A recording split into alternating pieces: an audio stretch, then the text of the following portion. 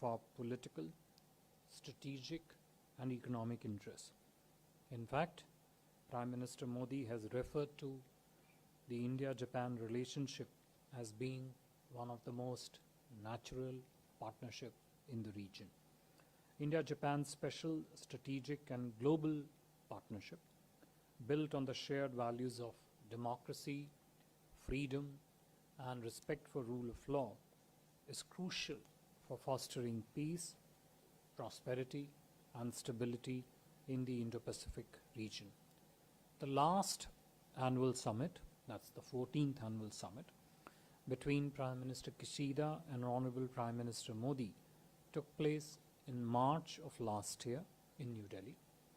Thereafter, in the past 1 year, the two Prime Ministers have met first in May 22 for the Quad Leader Summit in Tokyo, and then during the visit of Honorable Prime Minister Shri Modi to Japan to attend the state funeral of former Prime Minister Shinzo Abe in September last year. 2022 marked also the 70th anniversary of India-Japan diplomatic relations. We celebrated this momentous years through various events in India and Japan. 2023 is a pivotal year for both India and Japan as chairs of the two major international groupings. India as the president of the G20 and Japan as the chair of G7.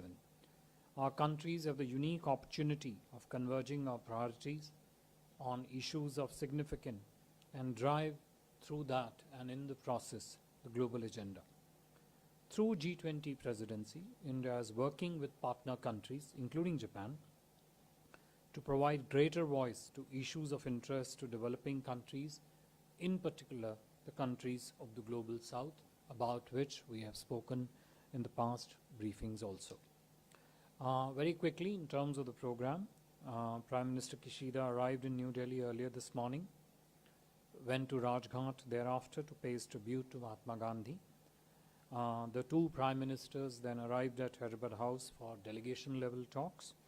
The two leaders also delivered the press statements, which I'm sure you would have heard. It was followed by a restricted lunch meeting between the two Prime Ministers and their close associates. Thereafter, as you just recently watched and heard, Prime Minister Kishida delivered a speech upstairs a short while ago. The two Prime Ministers will later on visit the Buddha Jayanti Park, where they will visit the Bal Bodhi tree in the Buddha Jayanti Park. As per the current schedule, Prime Minister Kishida would be departing tomorrow morning. Through these talks, the two leaders have held substantive discussions which is corresponding and commensurate with the depth and expanse of India-Japan engagement.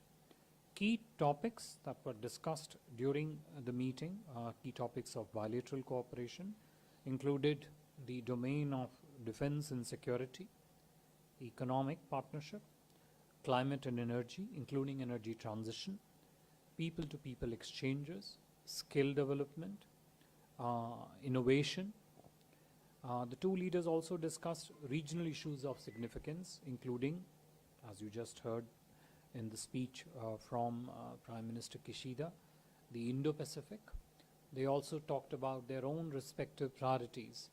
Prime Minister explained at length India's priorities for G20, and he heard in turn Prime Minister Kishida's priority and Japan's priorities for G7. These two also formed an important component of bilateral conversation. In terms of concrete outcomes of the visit, there were two documents that were signed on the sidelines.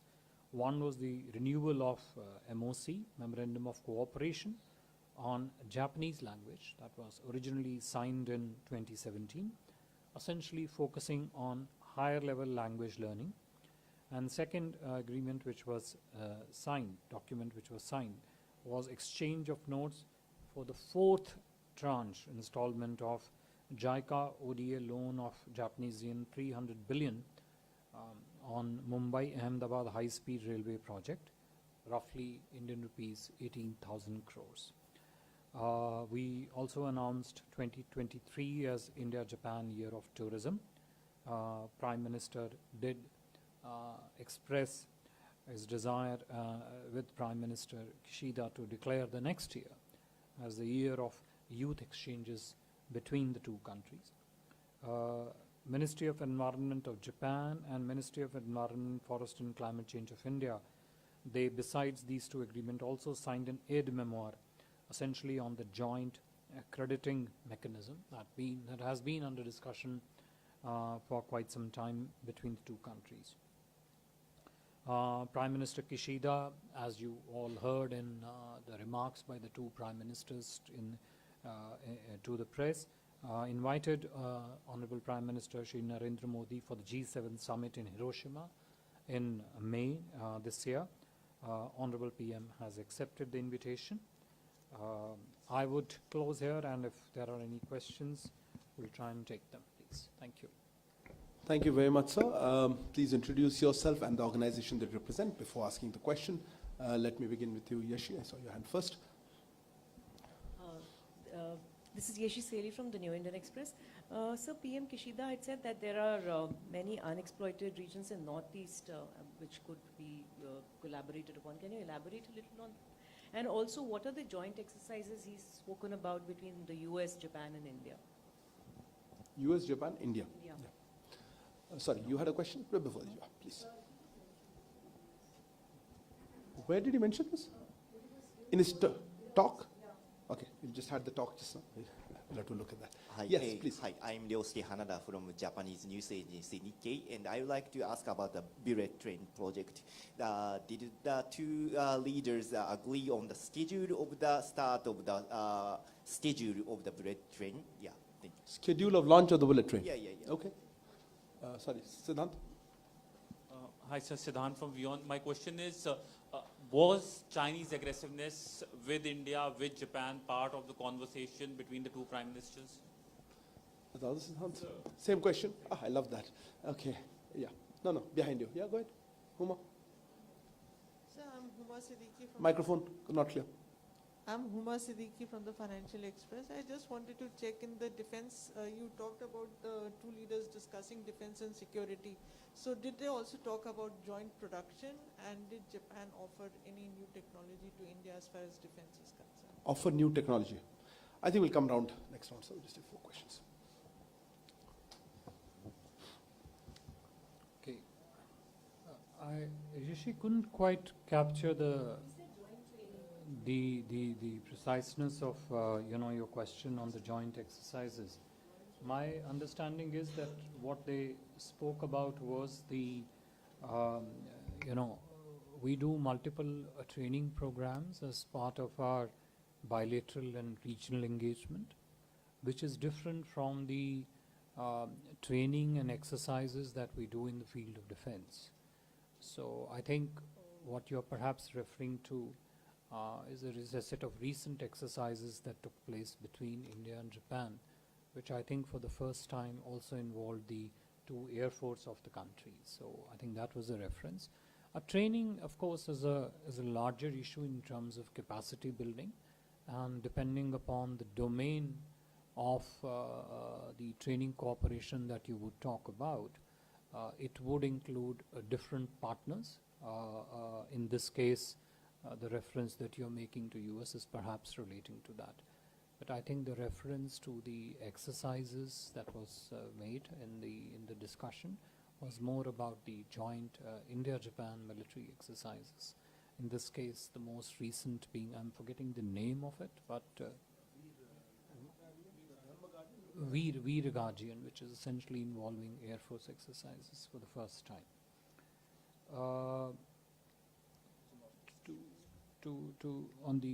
On the Northeast question, it is not something new. India and Japan have been talking about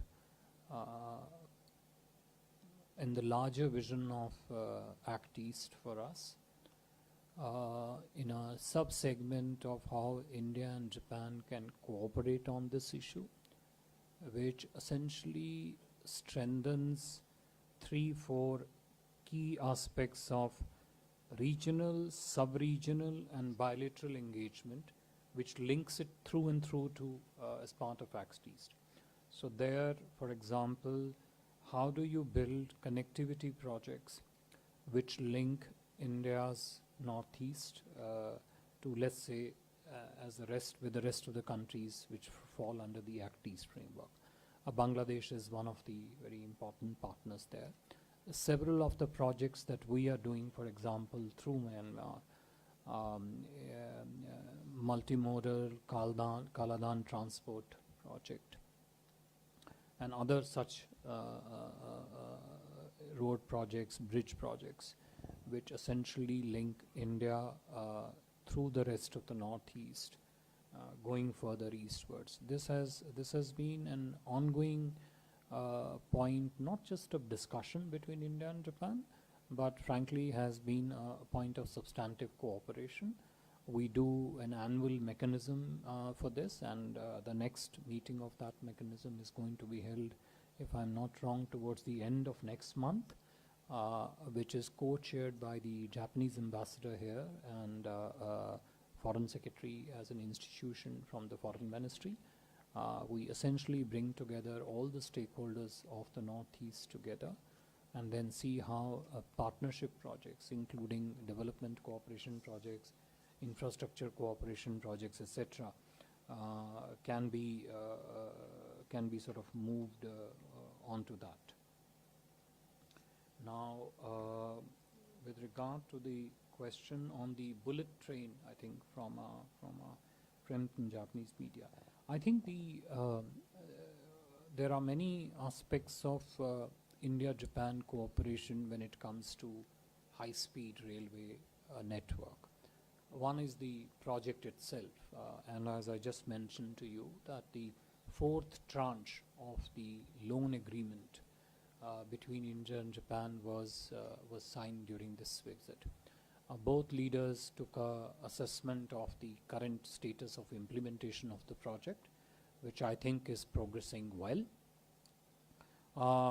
The leaders also assessed that this project is not only crucial to build industrial cooperation between the two countries, but also it has a very strong link with the technology cooperation between the two countries. I think the HSR project is not just a high-speed train project, it is also a very high-impact technology cooperation project. I think both leaders made that assessment and assessed the current status of its progress, which, as I said, has been progressing very well. Specific timelines of launch, etc., did not come up for the conversation between the two leaders. Siddhant, to your question on China, the two leaders, as I mentioned during their luncheon meeting, also spoke about the ongoing developments in our region and also globally. And naturally, as part of that, those discussions, they spoke about the challenges that we face in the region. One, two, how India and Japan and other like-minded countries can work together to address those challenges. Three, not just focus on challenges, but also focus on cooperation, particularly in the wider expanse of Indo-Pacific. How do you take the other countries of the Indo-Pacific together? And that is not just, and that is cut across several domains. So, for example, how do you partner within the Indo-Pacific to build resilient and trustworthy supply chains, for example? How do you come together to mitigate some of the challenges that the development template of many of the countries of the Indo-Pacific face in terms of the debt burden, etc. on them? So all that formed part of a larger broad platform of discussion insofar as the region and sub-region specifically and the larger field of Indo-Pacific is concerned. Uma Siddiqui ji, to your question on the defense security elements, the two prime ministers did speak about very successful meeting of the 2+2, that is the defense minister and foreign ministers together meeting. I think it was sometime last year. But when it came to different segments of cooperation in the field of defense, Prime Minister Shri Narendra Modi clearly put on the table that one of the areas of very strong cooperation between India and Japan could be co-innovation, co-design, co-creation. And these words are not put across in terms of these discussions as a branding words. These are words which have a very strong underpinning, policy underpinning on the Indian side of Atmanirbharta in the field of defense, and Atmanirbharta not as an isolationist feature, but Atmanirbharta which can be built in partnership with other countries. And in this case, that partnership and that partner, particular in this case being Japan, they did speak about what more India and Japan can do going forward. No specific equipment or platforms were discussed, but technology as a wider spectrum. How do you work on technology to move as bilateral partnership? And exercises I've already spoken about, training definitely, but there's a larger field of research, design, creation, and the spectrum of what you can do in the field of defense is actually very large and deep. Thank you. Thank you, sir. You had a question? No, sorry, you had Akhilesh, go ahead. Sir, I'm Akhilesh Son from Sansar TV. As you said that you talked about G7 priorities and G20 priorities. So what are the converging points between the priorities of both the countries? Well, I mean the leadership of both the countries. Okay. And was there any unanimity of view on Russia-Ukraine war? Sorry, unanimity of view? Views on Russia. Maha, So my first question microphone, is, closer. Sir, during the foreign ministers meeting of the Quad, the Japanese foreign minister had given a reference to the Beatles and spoken about how they can work together but also with others. Today again, we have seen Prime Minister Kishida talking about expanding cooperation in the Indo-Pacific. Has Japan expressed its desire to include more countries in the Quad? And sir, second question is not related to Japan but pertinent at the moment, because there are reports right now that the Indian consulate in San Francisco has been vandalized by some Khalistani groups. Would you respond to that? Because we are seeing these incidents happening in some parts of the country. In fact, on UK, the DCM was also summoned. That's not really in the domain of this, but I'll let FS decide. Oh, we had a few once.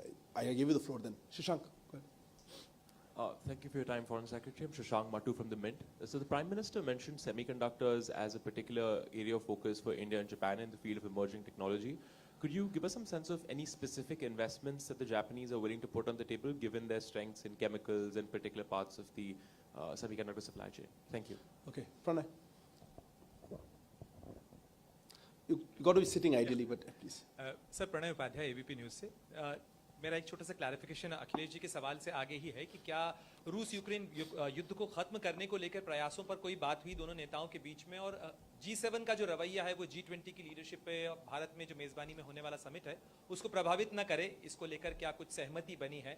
और एक छोटा सा extension sir इस चीज़ को लेकर है कि 2019 के बाद से तीनों भारत और जापान ने मिलकर तीसरे देश के अंदर डेवलपमेंटल प्रोजेक्ट्स पर कई बार बात की थी, तो क्या उस पर कुछ प्रगति हुई है?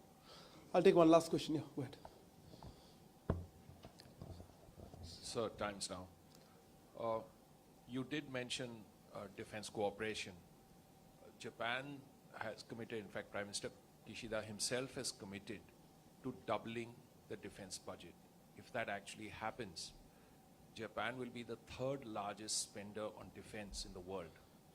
Now, keeping that in mind and keeping all the issues about cooperation that you've spoken about, is there any plan for Japan, or did this come up during the discussions, of investing in the defense structures in India and making, not just for India, but for the world?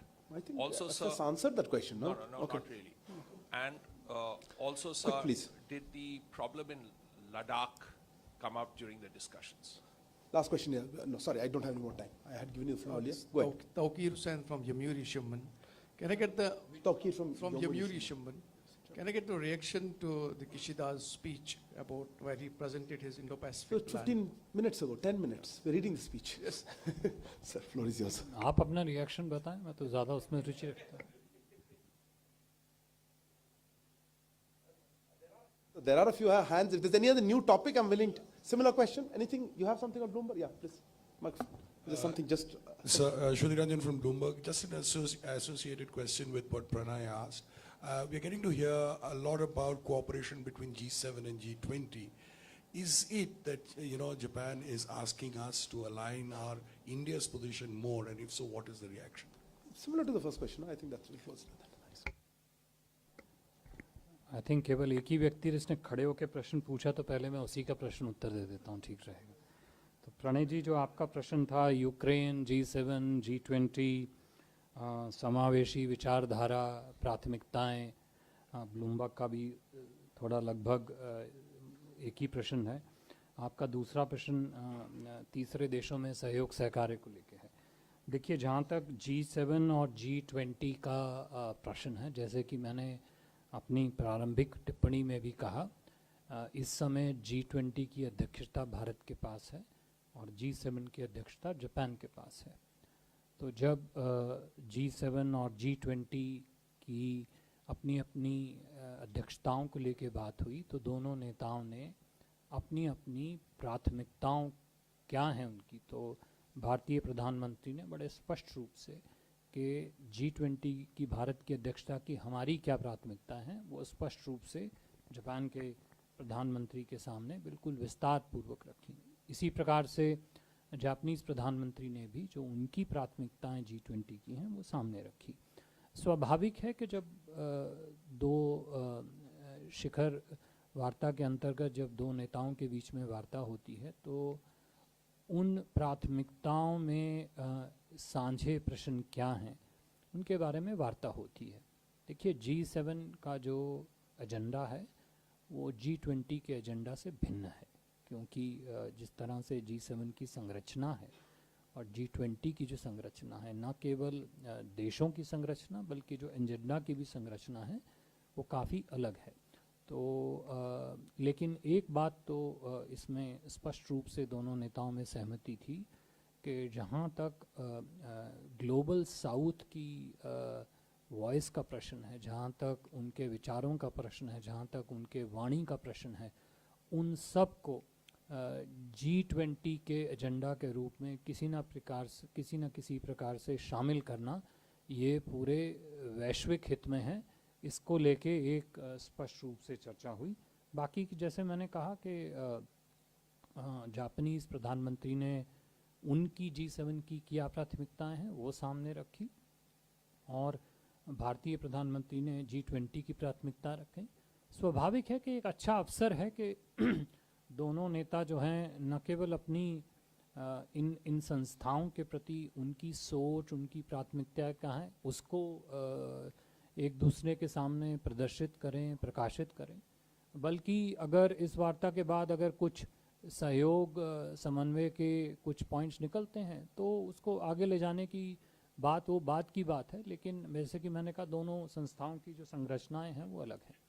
जहाँ तक तीसरे देशों में सहयोग और सहकार्य का आपका जो प्रश्न था, देखिए ये जो भारत जापान सहयोग पूरे इंडो पैसिफिक क्षेत्र में, रीजनल पार्ट्स में, सब रीजनल सेगमेंट्स में, larger global Indo Pacific segment में, उसमें कहीं ना कहीं पे भारत और जापान सहयोग किस प्रकार से दूसरे देशों की सहायता कर सकता है, ये वार्ता में निहित है अपने आप में.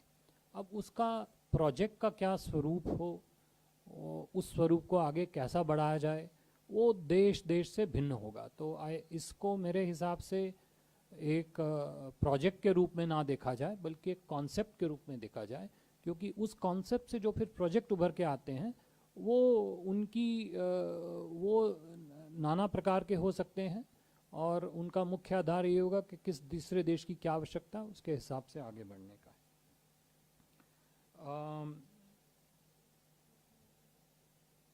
अखिलेश जी, जो Akhilesh, your question on the G20 and G7, I think I have pretty much answered, which is that both leaders focused on their respective priorities during their presidency of their organizations which they are running, India for G20, Japan for G7. Those priorities, it is very important to develop a clear understanding of those priorities, of the perspective behind those priorities, of what the key driving forces are for those priorities, and see how those priorities can also enrich the discussions in the two platforms. So when my Prime Minister speaks about digital transformation, digital public goods, sustainable lifestyles, elements like these being the priorities of G20, not just for India, for G20, but also for the larger global South. Obviously, that can enrich the agenda for the G7 discussions also. So I think I have answered this in detail, but just as a part elaboration of that one. Mahaji, to your question on the, or rather your comment on the Beatles, etc. Look, I'm not musically inclined, particularly to the Western music, so I would rather not comment on that. But I think suffice to say that the question of expansion of Quad in this conversation did not come up. One. Two, all the Quad members are very clear in their mind that Quad needs to undergo a very, very appropriate phase of consolidation before we look to anything other than Quad. I'll leave it at that. With regard to the UK incident, we have already put out yesterday evening, late evening, India's response to it, in which the UK Deputy High Commissioner was summoned and was, one, demanding an explanation, two, asked to be asked the culprits and the perpetrators of what happened at London yesterday to be quickly arrested and prosecuted. We launched a strong protest and also clearly indicated to the British authorities for the need for them to put up adequate security at the UK High Commission. Shashank, to your question, I think on semiconductors was the question. You see, this as I mentioned, this this domain of innovation, technology, manufacturing, the triangulation of these three, of which semiconductors is one of the very important domains, because it captures the research segment, obviously because of the very nature of the semiconductors. It captures the innovation part of it, technology part of it, and the coming together of the capacities of India and Japan for its manufacturing in India. Prime Minister did put forward very strongly, and I would add the related element of skill manpower, especially on the as available on the Indian side, how that interfaces with this segment. So this was an important topic of discussion between the two Prime Ministers. Not just that, it's also an important topic of important element of cooperation between India and Japan. We have been talking about cooperation in the field of semiconductors for quite some time, both in the research and development segment, one, two, in terms of modernization of existing segments in India, three, in terms of tapping the skill base available in India for them, and fourth, naturally, in terms of investment which flow into it. Shinjoy, to your question, which I think is partly a continuation of Humaji's question on the 2+2 defense, etc. Prime Minister Modi and Prime Minister Kishida talked about, when they spoke about co-innovation, co-design, co-creation, one of the key elements of the conversation also was investment collaboration and investment partnership in this space. And Prime Minister Modi made it very clear to Prime Minister Kishida that when it comes to private sector investments in the field of defense, when it comes to foreign direct investment in the field of defense, those two sectors are completely open in India. The Japanese companies are not only invited but are also encouraged to harness the opportunity and advantages that are inherent in the Indian manufacturing ecosystem, the policy framework liberalization that Government of India has undertaken in the field of defense, link it to Make in India, not just for India, but also for the rest of the world. Also do it in a manner that the products manufactured here are part of not just regional supply chains, but also global supply chains, and also which helps in building trusted supply chains in the field of defense. I think. You want to know what your... Well, as I said, you have yourself heard the Prime Minister of Japan very clearly speak on his vision for the free and open Indo-Pacific. I think his speech speaks for itself. I don't think it's appropriate for me to comment on such an important policy statement by a leader of a foreign visiting dignitary of ours. Ladakh specifically did not come up for discussion, but the two prime ministers, as I said, did speak about challenges that both our countries face in the region, and also how we can work together to strengthen our partnership. Thank you very. Not Russia. I think he did mention initially. Thank you very much, sir. Thank you also to Ambassador C.B. George and